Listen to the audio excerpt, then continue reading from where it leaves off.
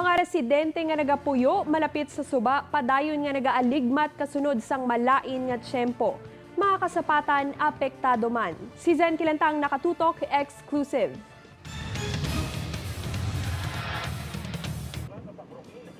Sa tion sang tag-ulula, nagakahangawa ang pamilya ni Manang Elsa bangod nagasulod ang tubig sa ilabalay. Ilabi pa nga malapit sila sa suba kag punungan. Halos wala na sila nakatulog sang maayo sa pagbantay sang ilang mga gamit nga hindi mabasa. Gataas na diri mo mayo na lang gani kapong kay dira lang sa isa kalintang subong pero sa daso na naman na nga labuton gina diri kung sige-sige ang ulan mo. Isa man sa ginakabalakan sa mga pumuluyo ang ilang mga kasapatan. Wala naman makaluwas ang mga manok kag piso ni Manang Mary nga naanod sang tubig. Gin pangwa namon, gin pasaka. Tayang iba nagkalamatay. Bangod na lakip ang barangay Lambuyaw sa Oton, Iloilo nga masaming nga ginabaha.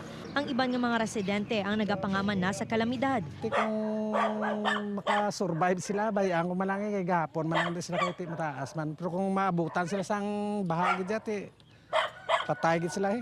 Antes pa man mag-abot ang kalamidad, ginasiguro sang Municipal Agriculture Office nga mahatagan sang bulong ang mga sapat, agud maboost ang ilang immune system. May gina-provide mo na kami sa ilang nga mga para sa stress nila, may gina-vaccinate namon, gina-deworm, kag may mga vitamins kami na ang ginahatag sa ila.